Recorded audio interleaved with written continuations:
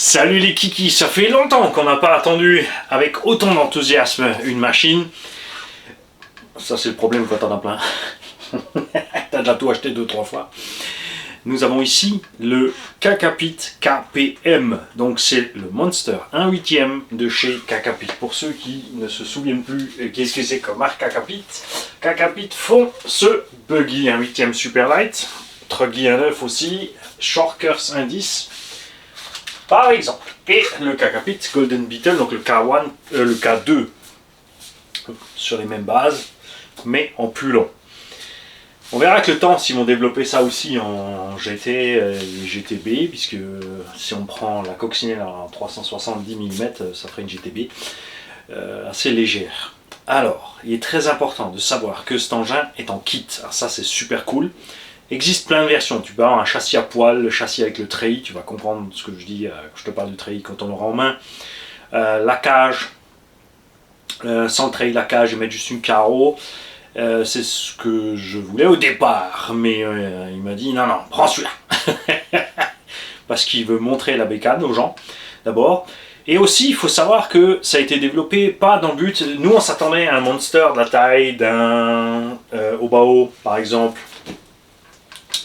MTX, d'un Savage Flux XL, tu vois, ce genre de choses. Et lui, il a décidé de faire comme un Team Magic E6. Donc il fait 350 mm d'anthrax et une largeur de voie de 360. Alors là, déjà, vous me connaissez, j'ai froncé un peu les sourcils, j'ai rentré les babines. Mais lui, ce qu'il voulait faire, et ce qu'il a fait, c'est un MT pour faire des figures et des petits stunts. C'est pas un engin pour faire de la vitesse de dingue et des gros sauts débiles, atterrir 200 mètres plus loin dans le champ, ce genre de choses. Un truc compact et très agile. Du coup, aussi, nous on a l'habitude partout de mettre les batteries entre le milieu et l'avant. Vous avez vu sur le MTX, c'est sur même complètement devant pour laisser le nez le plus longtemps possible au sol sur les grosses accélérations et tout ça. Ça n'empêche pas de faire des figures. Mais c'est sûr que si tu regardes par rapport à l'ancien Obao MT, où les batteries étaient placées à l'arrière, en 4S, il faisait déjà les mêmes figures. Parce que tu avais le poids derrière, donc ça basculait plus facilement pour les backflips. Évidemment, le poids devant, ça bascule plus pour les fronts. C'est pour ça que quand tu as un poids relativement centré, tu peux faire un peu tout. Le Savage Flux, simple par exemple, fonctionne très bien à ce niveau-là. Le Sen GSTE aussi. Le GSTE, c'était ce que maintenant les gens connaissent sous le nom de Reaper, mais qui est long. Et ben c'était la version courte, 380-390 mm, donc la taille d'un Savage Flux, par exemple. Lui, il avait la batterie embarquée. Il avait le moteur en avant et la batterie embarquée à la hauteur du moteur. Donc plein de gens avaient peur pour le centre de gravité, mais en fait, quand tu es en l'air, quand ton moteur et ta batterie sont en haut, quand tu piles, c'est beaucoup plus facile de faire des front flips. Tout simplement. Backflip, tu les fais avec la puissance embarquée, il n'y a pas de problème. On va donc ouvrir ceci. Alors, on a un poids aussi annoncé de pas tout à fait 6 kg normalement fini. Ce qui me paraît un peu étrange vu les matériaux utilisés, parce qu'il n'est pas allé avec le dos de la cuillère, vous allez voir. La transmission, ça aussi c'est pareil quand vous allez voir la taille des dents et les diffs, machin, c'est super chouette. Les pneumatiques, ceux-là on les a déjà là, souvenez-vous. On les avait déjà achetés et testés sur le MTX. Ces pneus qui se sont montrés être excellents. Ils sont extrêmement souples, d'accord? Et ça ballonne un peu, mais pas plus que ça. Pèse quand même. Là, je vous rappelle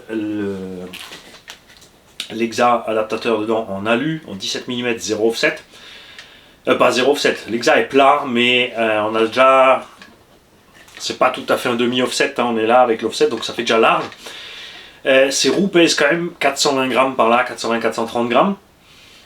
Comme en plus on a un déport, on se dit que monter sur l'engin, ça va être encore plus large. Mais il faut voir une fois fini. Il a fait une cage absolument immense pour mettre dessus et balèze. Là c'est pareil, avec 2 roulettes sur le toit. Déjà là, tout le monde dit il y a des roulettes sur le toit, et ça va servir à quoi? Et ben en fait c'est tout con, mais quand tu te renverses, quand tu tombes sur le toit, c'est pas pour rouler 200 mètres sur le toit, c'est que l'engin a assez de vitesse et d'élan au moment où il se retourne, si tu mets un coup de patin ou un coup de gaz, pour revenir sur ses roues. Comme l'anthrax est relativement court et que tu as des gros pneus, c'est pareil. Si tu es posé sur le toit, sur tes 2 roulettes, l'engin va pouvoir basculer facilement pour le remettre. Mais, assez blablaté. Sortons la bécane de là. Alors, le colis fait 10 kg. Je te dis, la bécane finie doit faire 6. Tu vois, donc du coup, tu te poses quelques questions. Alors, ce qu'il faut savoir, c'est qu'à bord de ce colis aussi, il y a encore 4 roues, pour moi, de Monster 1.10, de chez ICC. Il est fait aussi en 1/8, ces roues d'ailleurs. Et vous allez voir, elles sont superbes comme on aime. Après, on a toujours le même problème avec les roues comme on aime, c'est-à-dire qu'elles ont un gros déport, les jantes sont blanches, elles ont des gros chevrons, mais il faut trouver l'engin où on peut les monter.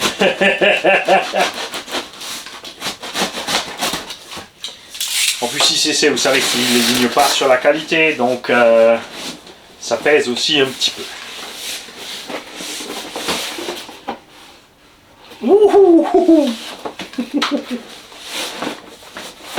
Ça, c'est la cage.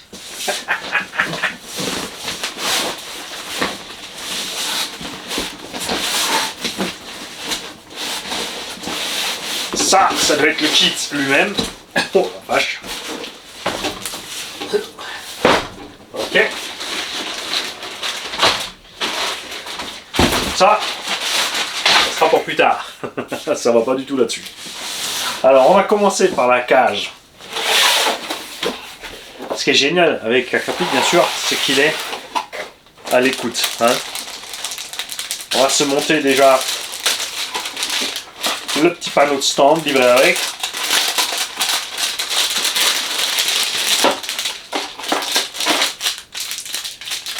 C'est pour frimer pendant la vidéo.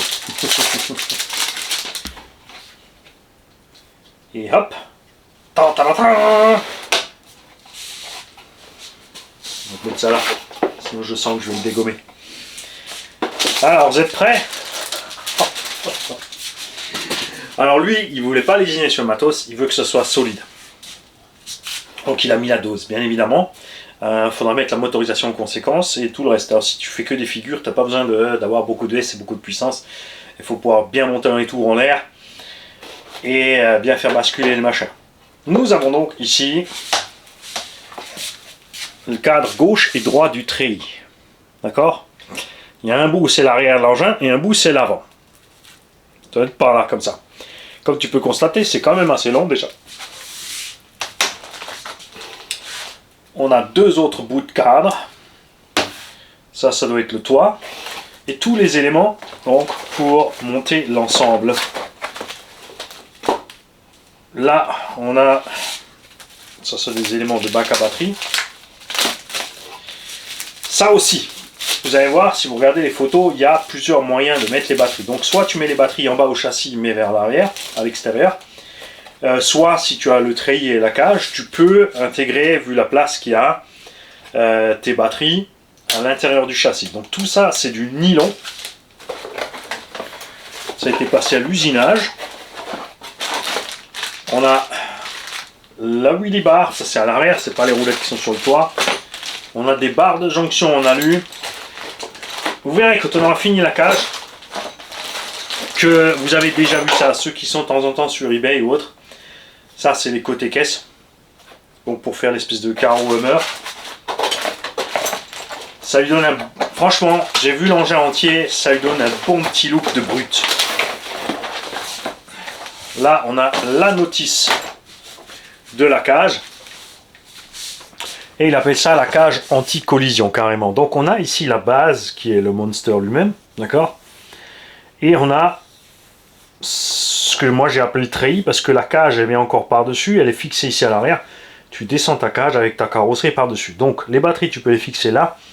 Mais quand tu vois tout l'espace qu'il y a ici, on pourra aussi largement mettre les batteries devant. Là, on a large la place pour le vario. Le moteur, vous verrez, être au milieu sur le châssis. Donc là, on a une notice complète pour le montage rien que de cette cage. D'accord? Et comme dit, la boîte elle fait déjà son poids. Je suis vraiment curieux de voir l'engin fini. Comment ça va être possible qu'il garde ce poids d'à peu près 6 kg fini Quand on voit tout ce qu'il y a dessus, parce que bien sûr tu vas me dire ouais mais c'est parce qu'il est plus court, mais un 350 ou 370, 80 mm d'entraque ça fait 3 cm. Le MTX c'est un châssis de 3 cm plus long de chaque côté, sur sa hauteur d'alu, ça fait pas grand chose en grammes. Il y a un cardan qui est un peu plus long et basta. Nous avons bien sûr aussi tout de suite demandé à Kakapit de nous faire un kit châssis long. Et sinon on le fera nous-mêmes. Avec RC bien réussi à faire un truc. Oh la vache! C'est à ça que je m'attendais pas. C'est que je l'ai complet. Avec les 4 roues. Moi je m'attendais à un châssis nu. Tu vois, tranquille. Je l'ai acheté. Hein. Je sais pas. Me demande pas le prix. Tu sais pourquoi je sais pas le prix? Quand j'ai vu ce truc, j'ai dit à Stéphane de chez Action Modélisme, il me le faut, je le veux. Donc dès que c'est dispo, tu m'en commandes un, tu me donnes le tarif, virement, boum, et je cherche pas à comprendre. D'accord? Aussi simple que ça. Donc on verra au moment du virement ce que ça coûte. On a un sachet complet de vis. On va voir comment le kit est fait. Donc on a toutes les vis. Avec des petites références dessus, 1930, 1940, etc. Donc il y a plein de choses. Hein. Alors on va en sortir une pour voir si sur la tête de vis on a un petit truc estampillé. Là c'est écrit dessus, 4x10. Effectivement,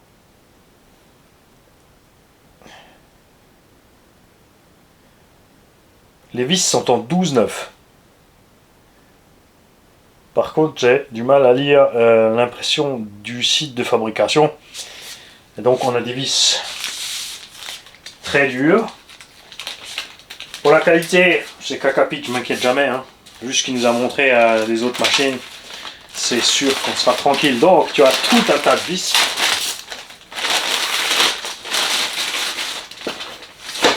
Skid plate avant-arrière. On va voir un peu côté plastoc.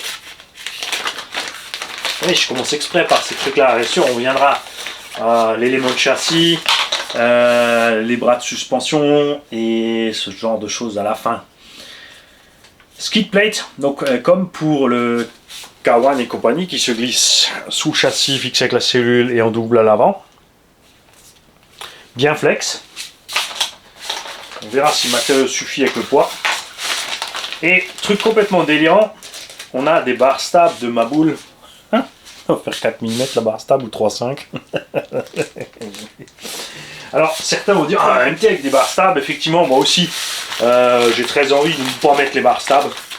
Après il les a mis à des endroits complètement protégés. On verra ça quand on l'aura monté. Donc s'ils allaient consulter le plan en ligne les gars.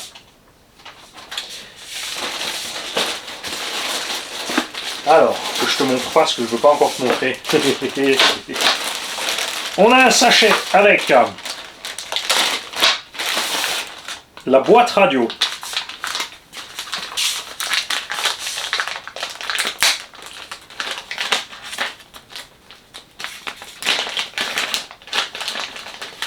Avec un joint. La boîte radio. Ah, et c'est quoi la boîte radio? Il l'a fait identique à ce qu'on a sur le K1 et le K2. C'est la même boîte radio, donc on a une entrée par là, une entrée par là. La petite mousse à mettre au fond. Oui, c'est pas une boîte étanche.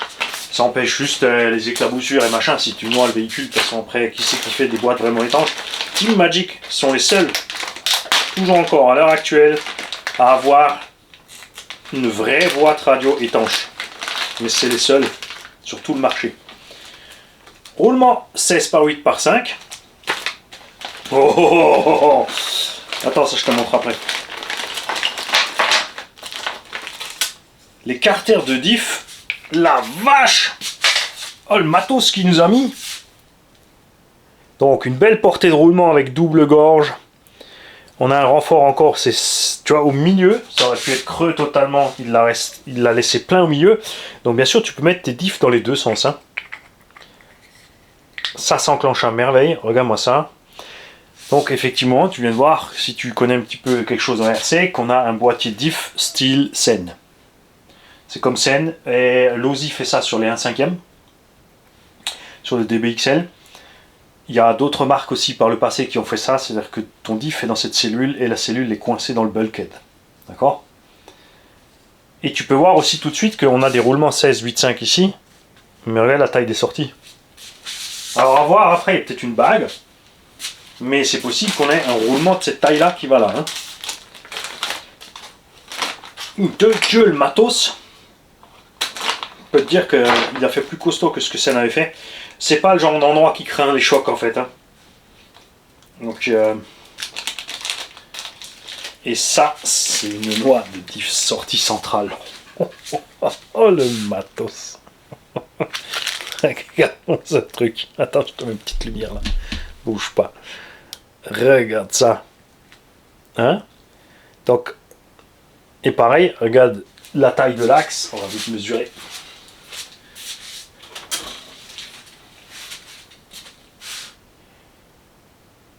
« 3 mm 5 pour l'axe.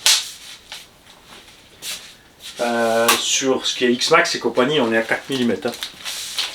Alors, un cinquième, tout ça. Il n'y a que l'Aussie Sulfive qui est passé en 5. Le DBXL V2. Maintenant, je vais te sortir un pignon d'attaque. Alors, j'ai ici donc plusieurs autres pour te montrer un petit peu la différence. Ça, c'est donc Buggy Truggy 1.8, Muggy chez Arma et Coralie, ce qui est une très mauvaise idée pour moi. Ça, c'est HPI Savage Flux. C'est aussi la taille de pignon que tu as dans le Obao, dans le Team Magic et dans le Sen. Et ça, c'est ce que KPM a mis dessus. On a donc un pignon de taille identique. On a des dents un peu plus petites, mais on en a plus. Alors, je vais les compter quand même pour voir. Alors, 1, 2, 3, 4, 5, 6, 7, 8, 9, 10, 11, 12 dents. Non, c'est pareil. Donc, on est pareil. Par contre, comme il a fait hélicoïdal, tu peux voir la surface totale donc, de la dent qui est beaucoup plus grande. Hein. Et il n'a pas rigolé, la vache, comme c'est hélicoïde, c'est presque du... c'est fou ça. On dirait presque... Alors, s'il avait fait encore un peu plus hélicoïdal, on serait sur les modèles de pignon d'attaque qu'il y avait dans le vieux... Kyosho avait un crawler avec une vis sans fin en fait. D'ailleurs, je crois Axial l'a fait aussi sur le Rayman 4ème, ce système sans fin. Tourelle de suspension. Sachets sont numérotés, tu vois, A05, A03. On montrera dans cet ordre-là. Voilà, quelque chose qui m'intéresse. La tourelle de suspecte. Là aussi, tu vois, c'est un peu comme Sen, mais en plus costaud. Niveau plastique, je peux pas te dire encore ce que ça va donner. Hein. Il va falloir rouler, il va falloir essayer une fois monté. Obao, ils ont fait aussi un truc du genre, mais chez Obao, on est un peu trop flex sur les fixations d'amorton. Comme tu peux voir aussi, on a plusieurs points de fixation. Partout aussi, on a des petits trucs de jonction en alu. Ah. Les diffs. Donc j'avais raison. Et oui, j'ai pas encore regardé le plan, j'ai pas regardé les vues éclatées, j'avais pas envie de me gâcher le plaisir.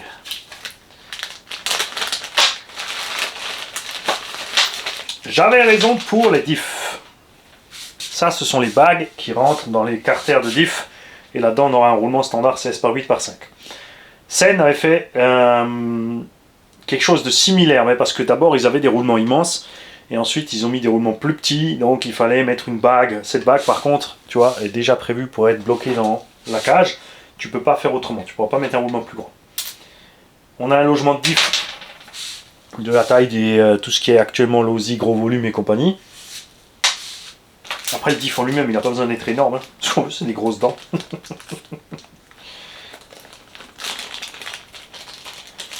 Couronne. Regarde-moi ça. C'est un beau hélicoïde plein de dents. Hein. Parce que, ce qu'il faut savoir aussi, c'est que cet engin n'a pas de boîte de réduction au centre. Il est parti du diff avant-arrière sur le central. Donc on aura forcément des grandes dents sur le diff central, tout comme l'a fait Sen. Une transmission complètement ouverte, ce qui dans ce cas-là n'est pas dérangeant. J'aurais bien aimé bien sûr une boîte de réduction et transmission fermée, mais Sen avait fait, pas de boîte de réduction mais ils avaient fermé quand même, mais il y a plein d'autres marques où c'est complètement ouvert dans ce cas-là. Le kit de transformation du Savage à l'époque, le kit Alza Racing, était aussi complètement ouvert. Quand c'est complètement ouvert, ça craint aussi peu que quand c'est fermé, parce que tout ce qui rentre sort. Ce qui est con, c'est sur nos buggy, truggy, tout ce qui se coince entre le châssis et les pièces en mouvement, etc. Mais quand tu as tout qui est complètement ouvert, c'est très rare que quelque chose se fout dedans. Les noix de sortie de diff aussi bien balèzes, avec la gorge pour le graissage très important. Moi j'aime ça beaucoup. Planétaire et pignon d'attaque, planétaire et satellite, montés sur des petites plaquettes dans le diff. Il y a vraiment un diff lousy là, sur le coup. Cette partie-là. Bien sûr, ce qui est très important, c'est la qualité du plastique au niveau des diffs. Bon là, on a les plaquettes métalliques. Il y a beaucoup de marques, comme Obao par exemple, ou d'autres, qui n'ont pas de plaquettes métalliques. Là, c'est direct dans le plastique. Si tu as du bon plastique, comme c'est le cas chez Obao, il ne se passe rien. D'accord?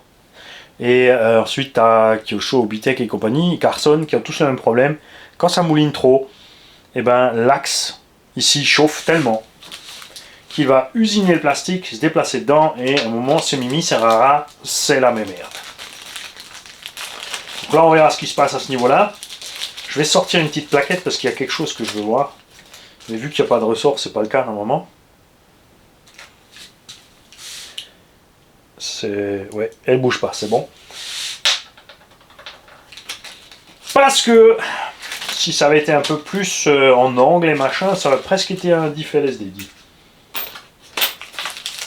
C'est bien un diff standard.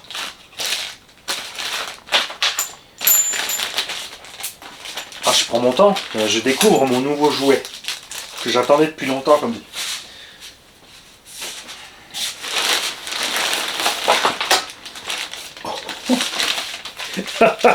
Cardan.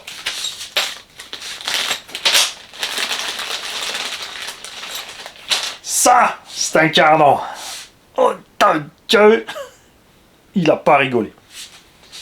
Ça doit être un des centraux. Ça, a priori, c'est la barre d'Ackerman. Aluminium aussi. Pour le matériau, dur à dire comme ça. La finition déjà est super lisse. Dur à dire si c'est du 60-61 ou du 70-75 P6. On verra ça au moment de le monter. On a des petites pièces que je ne sais pas encore à quoi elles servent, mais on verra ça quand ça sera fait. Elles sont en plastique ici, et regarde, de l'autre côté, on a une petite pièce en alu dessus, qui en plus, au niveau de l'usinage, a des petits effets optiques. Roulement de direction, c'est des double Z, souvent, hein, ça ce sont les colonnes de direction, donc il y aura un roulement bas, un roulement haut. Donc ça, c'est le cadran central avant. Vu la logique du truc, tu vois, pas compliqué de s'en sortir. Diff central, voilà, ça c'est donc l'arrière, donc on peut le laisser là. Déjà vu l'avant, je vais pas vous montrer l'arrière, c'est exactement le même. Ceci est donc le sachet train avant. Il a fait ça, comme je t'ai dit, de façon très logique. Et là, on va pas vous montrer tout le diff, ce qu'on voulait savoir, c'est la couronne. Et la couronne, à mon grand étonnement, n'est qu'une couronne de 48. Module 1. Alors, on s'attendait honnêtement, vu qu'il n'y a pas de réduction, à du 52, 60, chez Sen c'est du 57 je crois. Tu vois, parce qu'on n'a pas tant de réduction que ça au niveau des diffs avant-arrière. Donc il faudra faire gaffe au niveau de la vitesse totale que ça peut générer sur l'engin avec les moteurs qu'on a l'habitude d'avoir. Là, il faudra très certainement descendre les kV du moteur. Mais ça, je vous le dirai, je vais assembler la bécane et on verra ce qui se passe au niveau de la vitesse. On mettra déjà un moteur de base dessus. Je vais mettre le Castel 1650 qui prend vitesse.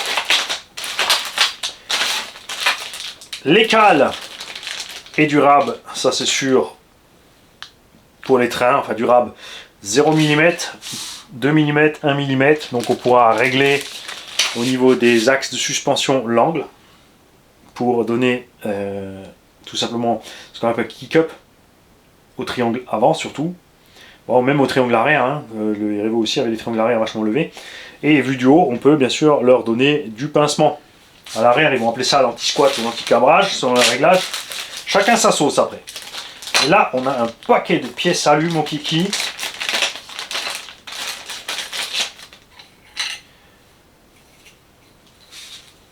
Je ne sais pas encore à quoi ça sert, mais c'est beau. Celle-là elle est en plastique, celle-là en alu. Il faudra attendre de monter le véhicule. Hein. Cellule, enfin bulkhead avant-arrière. Alors bien sûr, les bulkheads avant-arrière, ça va plaire aux usineurs, qui sont montés dans des bulkheads comme ça. Enfin les diffs qui sont montés dans les bulkheads comme ça. Il y a des avantages et des inconvénients. L'avantage, c'est la solidité de l'ensemble. Le petit inconvénient, c'est l'accès mécanique, puisqu'il faudra systématiquement, quand tu veux l'ouvrir, séparer une de deux parties pour pouvoir sortir le diff. On verra comme il a prévu ça sur le véhicule. Chez Sen, il y avait pas mal à démonter. D'un autre côté, si les diffs sont fiables, t'as pas besoin d'y accéder souvent. Donc, c'est pas un problème. Et t'es prêt? Les cales de train. On a lu la vache. Regarde aussi la largeur, hein. La largeur de la cellule. Ça va donner. Ça va donner.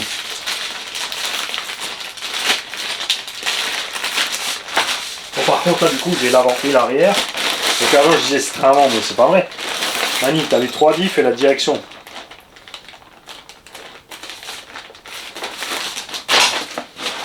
Les bacs à batterie.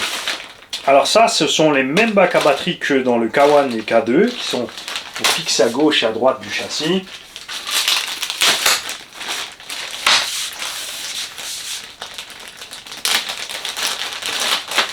Nom de Dieu!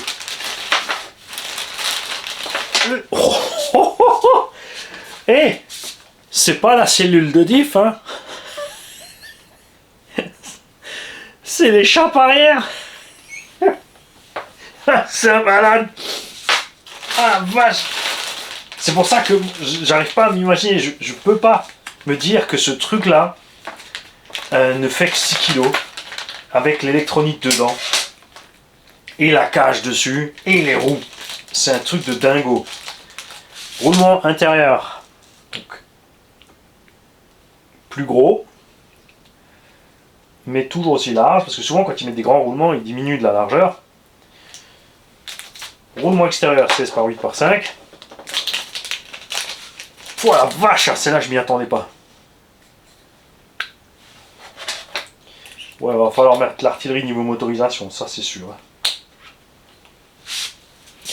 Ceci est donc le porte-fusée arrière ou moyeu. Ceci est la fusée en mécanique, hein, automobile. En mécanique RC, ils ont appelé ceci la fusée. Je ne sais même pas pourquoi, et ça c'est la noix de diff côté roue. Regarde-moi ça. Niveau des angles, on va pouvoir y aller quand même. Hein. Forcément, les triangles ne sont pas super longs, contrairement à ce qu'on pouvait s'attendre. Vu la largeur de voie annoncée, on pensait avoir des triangles longs comme le MTX. Mais tu as vu la largeur des cales de train. Donc c'est au niveau du châssis qui est plus large ici. Et là pareil, hein, regarde-moi la taille du carton. 20 Alors c'est sûr que si on arrive à rentrer la suspension sur un choc latéral, c'est sûr que lui va pas plier. La noix comme elle est gaulée, elle n'aura pas trop envie de casser. Ça va être chaud pour les diffs. Hein. Mais s'il a fait les triangles comme ça aussi. Oh oh, mon salaud. Hexagone de roue. Ah, attention, eux ils sont super light. Donc standard en 17. Regarde, bien épais. Les lèvres pulpeuses, pardon, ici pour aller buter sur le roulement à billes. Et l'écrou de roue, regarde ça. Cacapit 17 mm et cannelé. Comme Bordeaux. Salut la troupe de RC Bordeaux. N'oubliez pas que la troupe RC Bordeaux, c'est quasiment 200 membres. Ils font régulièrement des rassemblements. N'hésitez pas à les contacter si vous êtes de la région là-bas. Et puis d'ailleurs, rien que pour la pub, il va falloir m'envoyer des cannelés. Quoi? Qu'est-ce qu'il y a? Et là, je vais commencer par les triangles supérieurs. Eh, je vois, je sais, j'ai vu que tu lorgnes sur la table. Ça,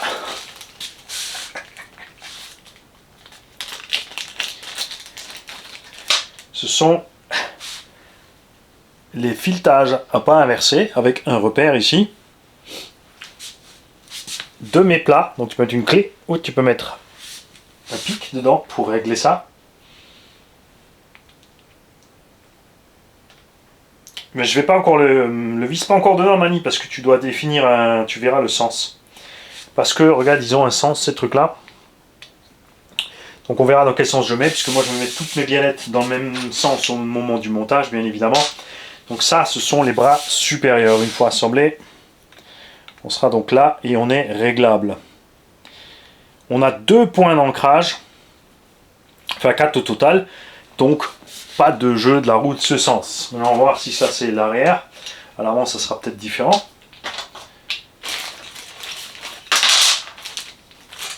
Nous avons des axes en 4 mm avec des têtes plates devant, donc pas de crasse qui va bloquer, et derrière un petit écrou M3 pour l'arrêt. Celles-ci sont un peu plus petites en diamètre, ça sera sûrement en haut. On a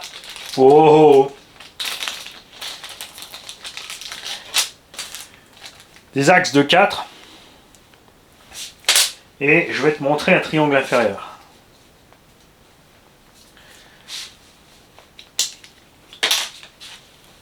Regarde-moi ce bestiau. Oh punaise. La vache. En forme, on est comme ça, donc le châssis sera on aura une bien bonne garde au sol ici, tu vois. Le cardan, il aura large la place pour arriver ici et pour pouvoir travailler tranquillement dans sa suspension. Un seul point d'ancrage en bas. Le point d'ancrage pour la barre stab. Et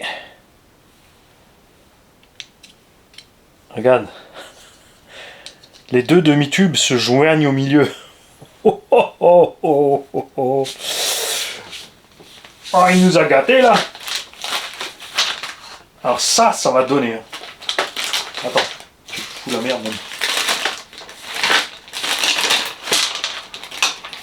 De Dieu. Je suis toujours encore sous le choc de la taille des porte-fusées. Hein. Je mettrai ça dans le titre de la vidéo. Je suis choqué. Là-dedans, nous avons les moyeux avant. Est-ce qu'on a autre chose à vous montrer d'abord? Bon, ça c'est les bras arrière ou les bras avant, on verra. Du coup, les autres bras.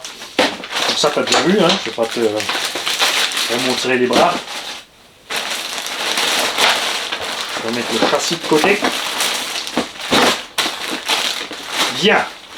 Maintenant, nous allons voir comment qu'il a prévu au niveau de la direction porte-fusée à l'avant. Aluminium. Regarde-moi la taille des trucs. Donc ceci, ce qu'on appelle en mécanique une chape, c'est la pièce qui soutient une autre pièce. Regarde ça, on a lu. Et ceci est le porte-fusée, qui lui aussi reçoit comme à l'arrière des grands roulements dedans, des standards 785 devant. On a les mêmes zigzags forcément. On a des petits inserts en acier dans l'alu, donc la vis en acier est dans la bague en acier, elle ne se promène pas dans l'alu, sauf si c'est juste une rondelle, non, c'est une bague, un serre-étang. Et le porte-fusée ici. Et effectivement, même à l'avant, du coup, regarde, on a 4 points d'ancrage, que ce soit devant ou derrière. Ça, c'est bon, ça. Et les petits levés alu pour la direction aussi, puisqu'ils vont se fixer ici. comme sur les engins de compé.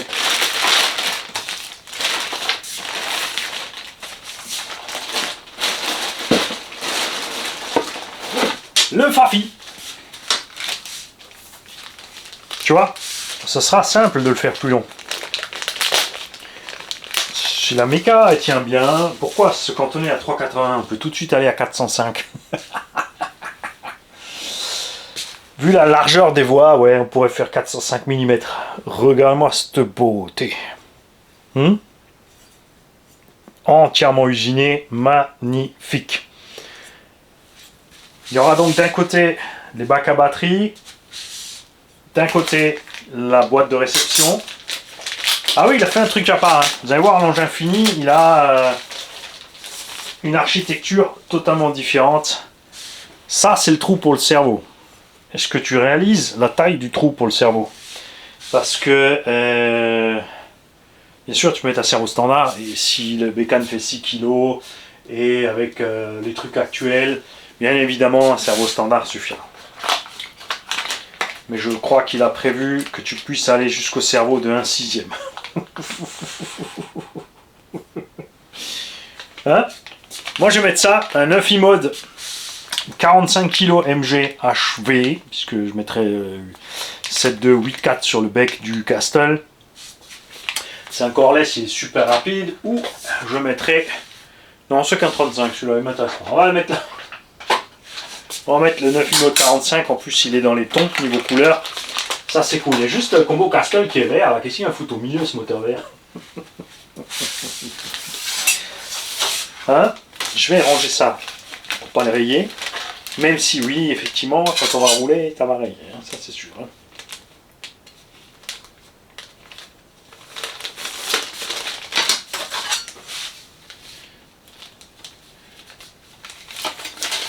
Hop. Et le dernier petit sachet. Enfin, pour lui, c'est pas le dernier, c'est le 0,2.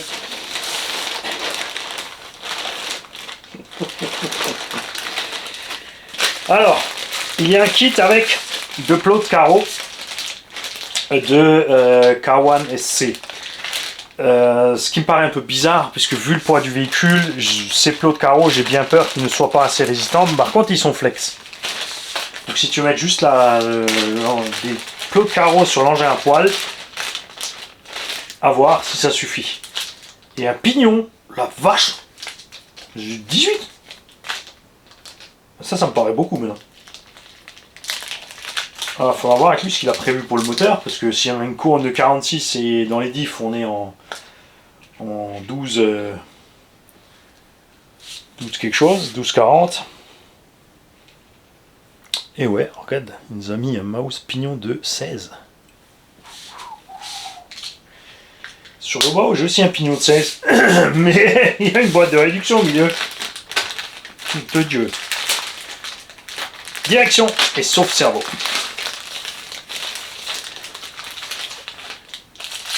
Les biellettes, donc, dernière des V2 de chez Kawan.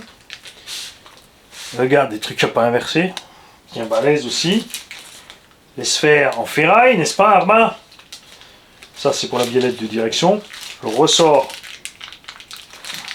et le puits. Et regarde les leviers. Ça respire la santé quand même, ça, non? Hein? Après, en MT, il n'y a pas 36 solus. Si tu veux faire des figures et des sauts du freestyle, tu fais un saut de cerveau complètement détendu, puisque tu n'as besoin de la direction que pour faire demi-tour pour aligner ton saut.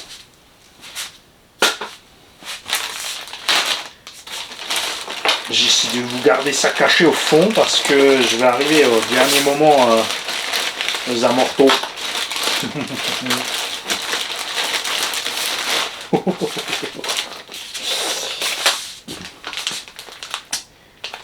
Ici, nous avons... Ah, ça c'est la même chose que je vous ai déjà montré avant. Donc, soit avant c'était l'avant et maintenant c'est l'arrière, soit avant c'était l'inverse, l'arrière et l'avant. Ça, ce sont les pièces de pare-choc avant-arrière. Donc, tu as vu, tu as le petit skid. Ça va aller au-dessus. Pour fermer, regarde l'épaisseur du matos. C'est poisson blanc. Hein. Comment ça se fait que ce machin ne pèse que 6 kg? Je sais pas. Et la barre stable avant. Ou arrière. Le support moteur et diff central.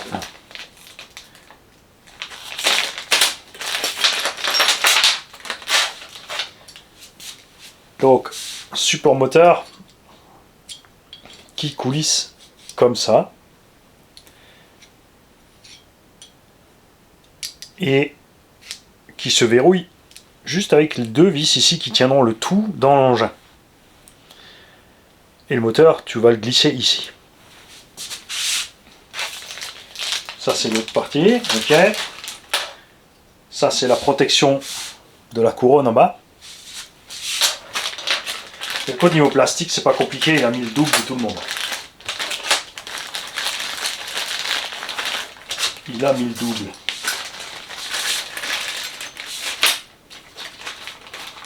C'est juste vraiment, je m'interroge sur la démultiplication totale et du moteur qu'on pourra mettre qui va pas forcer. Hein.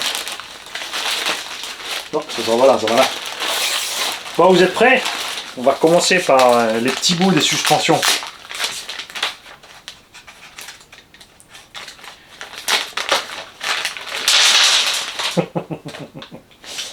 En base, des amortos, la cartouche inférieure.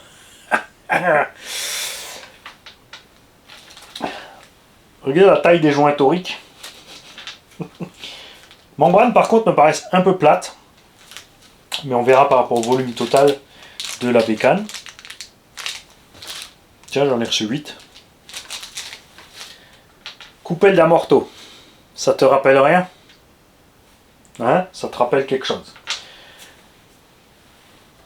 Les pions, par contre, sont en plastique. On verra si ça suffit. Bon, je ferai certainement rapidement des pièces options. On a des pistons multi-trous. Il y a 4 trous un peu plus gros et ensuite il y a plein de petits trous. Ils ont tous la même taille, c'est une illusion d'optique parce qu'il y a un petit halo autour. Donc des pistons multi-trous. Parce que, figure-toi que c'est ce qu'on a aussi dans le Baja 5B à l'arrière, quand tu as des pistons multi-trous et de l'huile fine, on a une réaction très souple de la suspension quand il y a des petits mouvements, mais quand il y a un gros mouvement, il y a un gros flux d'huile, et au moment de ce gros flux d'huile, par contre, l'amorto est plus raide. Ça doit être pour fermer en haut. Donc on va voir comment il a fait pour les fixations. Ça, c'est le guide inférieur, regarde. Guide de tige, guide de tige. Et entre, tu as tous les joints toriques et encore un guide de tige. Donc les tiges sont guidées sur 3 guides, ce qui est un de plus que tous les autres. Généralement il y en a 2, lui il en a mis 3. Donc tout ça sera bien guidé au niveau de la tige de suspension. Tiges de suspension qui sont là. Bouge pas.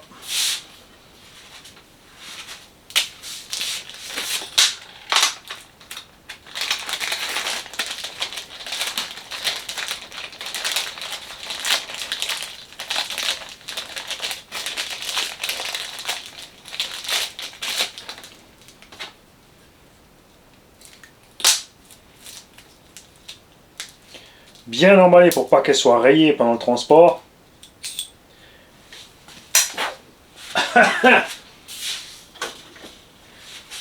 Tige d'amorto 5 mm, donc comme chez Traxxas sur le XRT ou autre. Filetage 4 mm. En acier, c'est de l'acier noir. Et regarde le support de piston en haut. Tout est fait pour que le piston n'explose pas. Il a un sens ici. Il se met pile dessus. Hein? Il n'a pas fait à moitié. Il va chercher la petite bête. Hein. Oui, si tu te poses la question, effectivement, Capit, c'est un ingénieur et un mécanicien. D'où son amour pour les belles choses bien assemblées côté mécanique.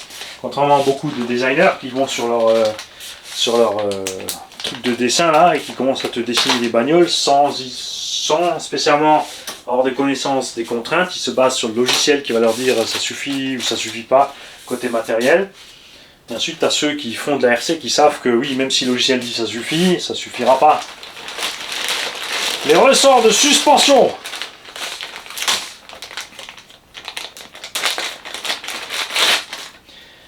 Le Serpent MTE aussi a des gros amortos comme ça. Et le Losi LST, LST2, XL, XL2, XL3.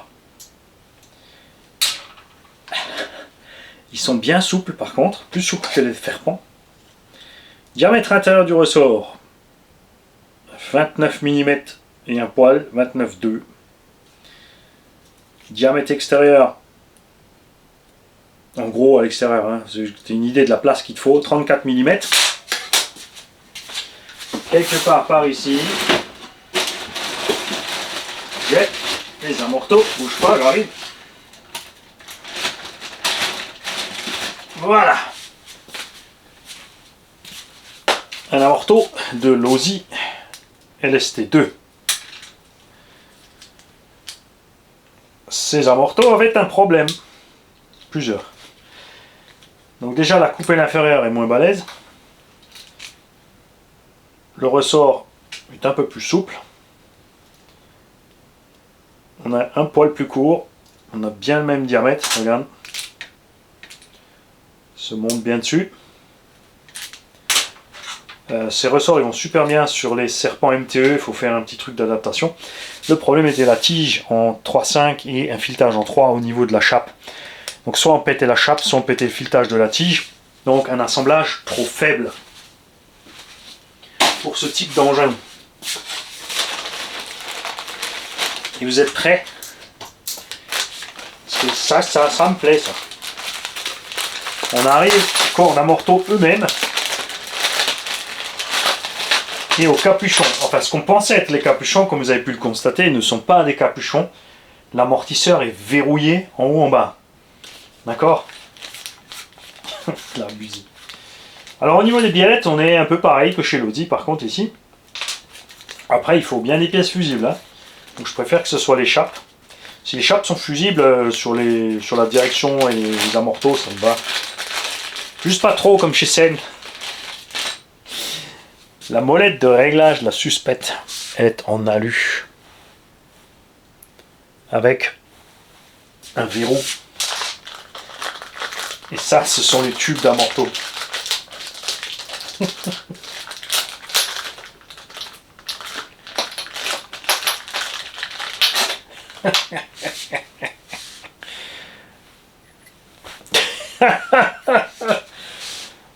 Oh, regarde le machin.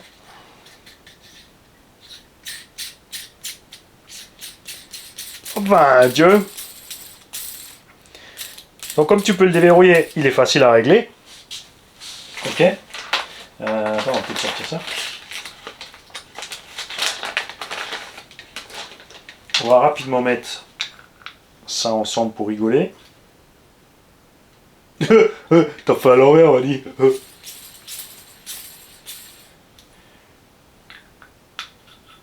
Bien. Bouge pas. Non, c'est bon. Si. Non, c'est bon. Ça c'est bien le bas, donc avec son triple guide. Ça c'est le haut, donc oui, t'as fait à l'envers.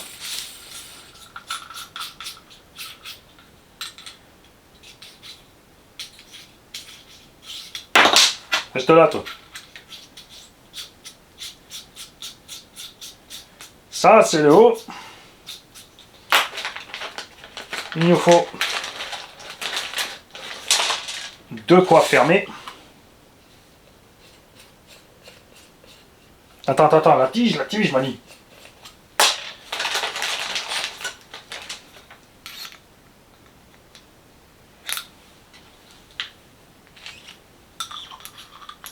Ah. Je vais mettre le guide parce que sinon la tige va sortir trop loin et on va être faussé sur la taille possible de l'amorto. Donc ça en plus c'est buté au fond, donc ça se comprime dessus.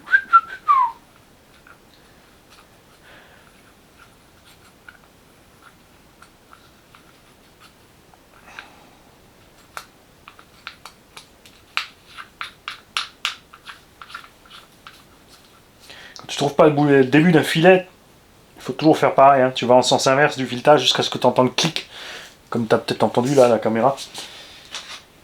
Pour trouver le beans, la tige, the chape. Ouais, du coup les chapes paraissent un peu minimalistes, hein. Bon, pas encore la série parce que quoi que aussi après je peux monter le piston sans problème, hein.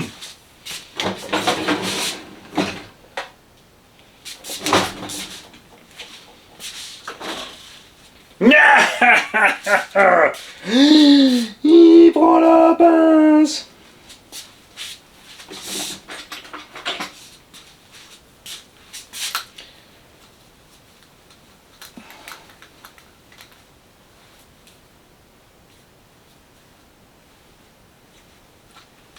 Voilà, ça sera à fond quand on fera le montage. C'est juste une fois que ça soit dessus qu'on ait une petite idée de la chose. Est-ce que vous êtes prêts à avoir les capuchons? C'est un malade. C'est pas possible que cette bécane ne fasse que 6 kg fini avec l'électronique à bord. Capuchon d'un morteau full alu.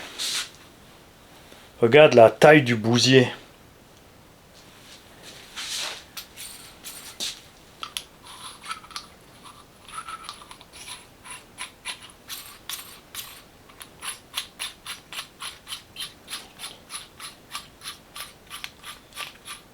T'as pas mis le... Ah, stop! Je n'ai pas mis la fermeture.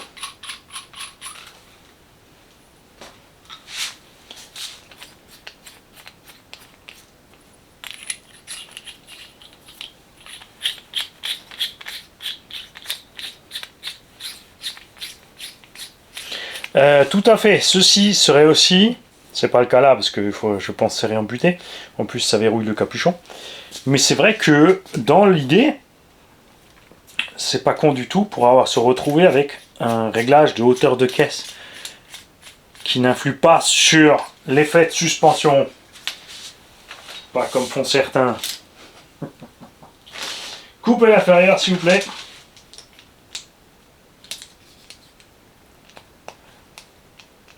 Ah mais celle-là va pas se barrer toute seule.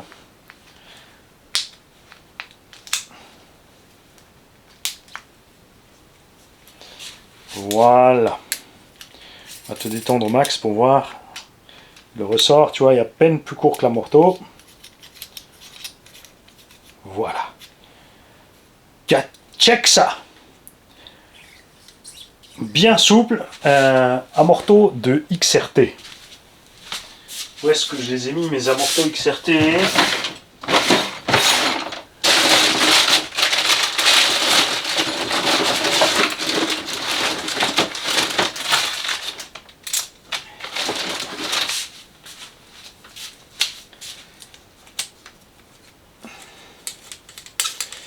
Amorteau de Traxa XRT. Donc ça peine plus lourd, on est quasiment à la même taille. Bon, il est quand même un peu plus gros l'amorteau de Traxas, mais pas tant que ça non plus sur la taille du ressort. Hein.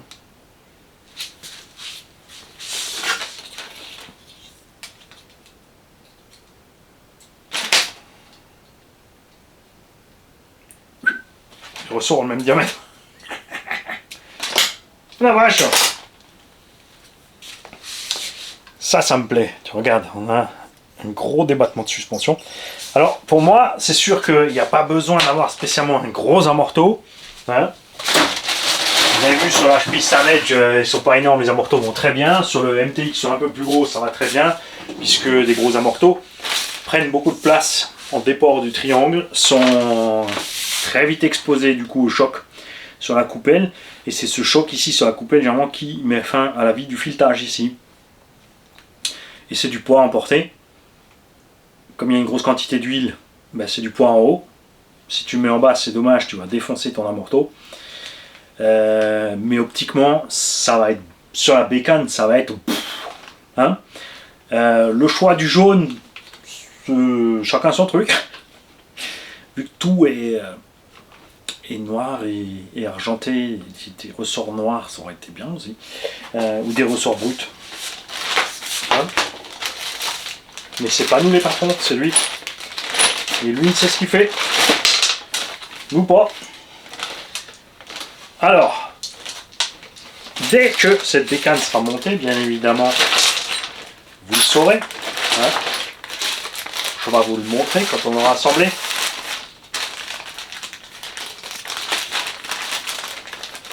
Ah oui, mais là, tu as mélangé les sacs. Non, c'est bon. Ça, c'était F machin. Celui-là a son propre numéro. D0 machin, F. D4 à D7. Non, c'est pas un F, c'est un E. C'est l'étiquette, c'est le scotch qui a arraché le E. Ça va donner. Bien sûr, là, j'ai envie de commencer le montage tout de suite, de le préparer, d'installer l'électronique et de me tailler rouler. Ce qu'il y a, c'est que j'ai pas le temps. Je dois m'absenter quelques jours. Donc ce montage va devoir attendre. Et vous avez, qu'il y aura peut-être entre-temps certains qui l'auront fini avant moi, puisqu'on est plein à s'être jeté dessus. Hein, quand on a vu le Beans, on dit « Ils me le font !» Donc là c'est cool, puisque je vais pouvoir le montrer à entier avec les roues, je l'avais déjà comme dit, mais avec les roues d'origine et la carreau complète pour les gens qui veulent pas chercher une à 14, comment fixer la carreau, quel carreau-mètre, etc. Moi ce que j'ai très envie de faire sur cet engin, c'est de mettre la carreau F150 Elsace Body RC bleu, d'accord, et de faire un engin look Bigfoot, premier du nom. Mais on ne pourra pas mettre des jantes avec un gros déport, ça ira pas. Donc je vais peut-être garder ça pour le Max V1 avec les triangles courts et mettre justement ces grosses jantes à déport pour faire le Beans. Je ne sais pas encore. Hein. On verra quand l'engin sera fini ce que ça donne niveau hauteur, largeur, look. On vous montrera bien sûr le châssis sans le treillis et sans la cage, parce que là il y a les deux. Hein, tu peux avoir le châssis juste avec le treillis, petit crash, machin bidule. Ensuite, tu peux choisir la carreau que tu veux, ou tu peux ne rien mettre. Moi, j'ai très envie, vu comme il est fait, honnêtement, de rien mettre. Ni le treillis, ni la cage. De mettre juste 4 plots flex, d'essayer de voir ce que ça donne. Une carreau par-dessus, comme dit, ouais, la carreau renforcée, là, comme je t'ai dit. Et tu pourras être vraiment... Parce que ça pèse, hein. Il y a dans 1 kg là-dedans. Hein, juste pour profiter du magnifique cadre de la machine. L'avantage avec le treillis, ce que moi j'ai envie de faire, ce que j'ai vu sur les photos, c'est qu'avec le treillis, on pourra glisser une batterie sur l'avant. Alors si effectivement il est dans les 6 kg, enfin en dessous de 6, on pourra le laisser en 6S. Mais vu le matos là, vu que chaque roue fait 400 grammes, donc on a déjà 1,6 kg, enfin 1,7 kg de roue, voire un peu plus. On a ici facilement 1,5 kg pour le treillis et la carreau. Vu la taille des amortos, des éléments plastiques, tu as vu les porte-fusées, sans déconner. Ces porte-fusées sont si gros que les XRT à l'arrière, ou aussi gros que des Arma 1/5 à l'arrière. C'est débile. Le porte-fusée tout seul est plus gros que l'ensemble, chaque porte-fusée chez les autres. C'est un truc de dingo. Ouais, t'as vu, j'ai mis une sonnette à la cave, comme ça je loupe plus la poste. Il est malin, Mani. Les gars, je vous souhaite à tous une belle journée. J'espère que ceux qui, comme moi, ont précommandé tout de suite l'ont reçu en même temps que moi et qu'ils auront le temps de le monter avant moi. Et qu'on va voir de partout des photos ou des vidéos. Ça serait assez funky quand même. Hein. Et moi, je vous montrerai bien sûr quand il sera monté. J'aurai peut-être pas le temps de vous faire les vidéos de montage avant de vous monter la version finale. Je vous montrerai peut-être une fois la version finale un dimanche. Ça serait bien, il le mérite. Et je rappelle aussi que point de vue concurrent, donc Team Magic E6, dans toutes ces versions, hein, il y avait une version, enfin la version 4S n'existe plus je crois, il n'y a plus que la version 6S et la version BS et VGen. Le BS1 n'existe plus, il n'y a plus que le BS2 et le VGen. Je rappelle que la différence entre le VGen et le BS, que ce soit le 1 et le 2 et les E6 normales, c'est que les cardans ont des axes de 4. Ils sont plus gros. Et sinon la transmission reste la même, et après il y a quelques éléments alu qui changent par rapport aux éléments plastiques, c'est tout. Qui est donc en 350 dans ce gabarit là, et qui fait aussi 6 kg et des brouettes. Le Hobao Hyper MT MTX, le Savage et le Savage XL, le Savage normal est à 325, le XL à 390 mm. Lui il est pile entre les deux. Oui je sais, il y a le Max V2 aussi en 350, mais lui il est compté comme... Enfin, Traxxas, ça dit que c'est du 1.10, mais c'est une méca de 1.8. Franchement, mécaniquement, il est aussi balèze. Pas aussi balèze que celui-là. Mais on a des grosses dents aussi sur les diffs. On a plein de dents, on a la boîte de réduction, on a tout ce qu'il faut. Dans le Max V2 n'a pas le même gabarit en largeur, mais en longueur. Ça tombe bien dans un large, donc quand l'engin sera fini, on pourra faire un peu des comparos de taille entre toutes ces bestioles. Les kikis, je vous souhaite à tous un bon dimanche et à très vite. Salut les gars.